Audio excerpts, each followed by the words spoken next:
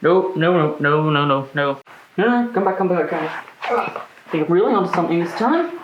What is it this time? It's the Australian panther legend. You know, that either through people bringing them back after World War II or through being let out from circus performers, the panthers have escaped into the wild and are now living out there. Is that what you're on about? They could be eating children, for all we know. I thought we went over this and it was just like, you know, country towns who want more tourism say that they have a panther on the loose nearby. Okay, well, what about that?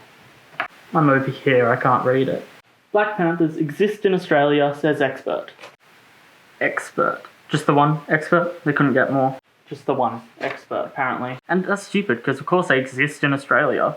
We have zoos and probably some like Tiger King level private exhibits or whatever. Okay, good point, but what about this?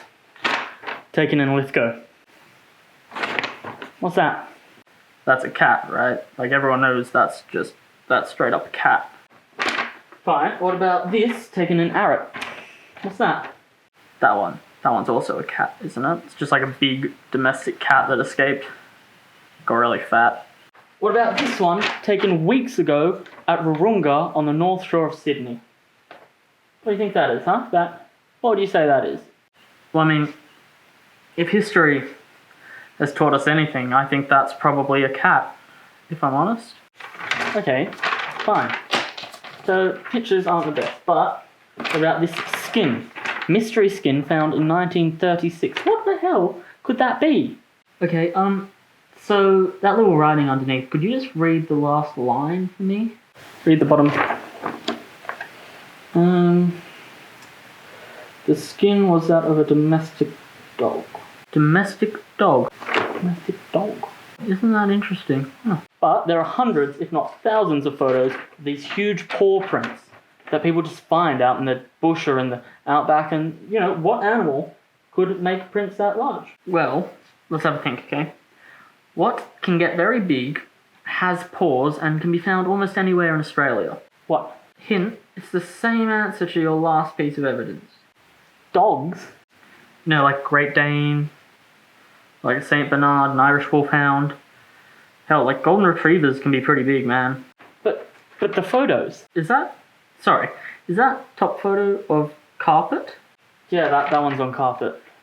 So you're saying it's more likely that a panther broke into a office with a carpeted floor and it happened to have muddy feet and just wandered around, and then you're saying that's more likely than, say, a dog wandering into the office, you know, maybe accompanied by a human.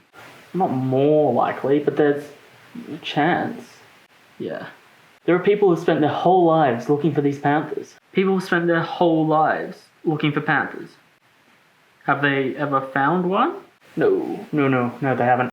So your evidence is an expert that says in all of Australia a panther does exist, a bunch of photos of cats, a photo of the skin of a dog, and some paw prints from probably a dog. And then a bunch of people who've spent their lives definitively not capturing panthers. Look, when you put it like that, it does sound a bit thin, I'll give you that. Yeah. It's not great, is it? That's one more Australian legend gone. Yeah, it's a bit of a knock. What about drop bears? Oh no, man, those things were real. Really? Yeah. My friend's cousin's mother's uncle's nephew's son's friend had his arm ripped off by one. Have you seen it? No, but you know, it's just, you can just take word of mouth on this kind of thing, you know?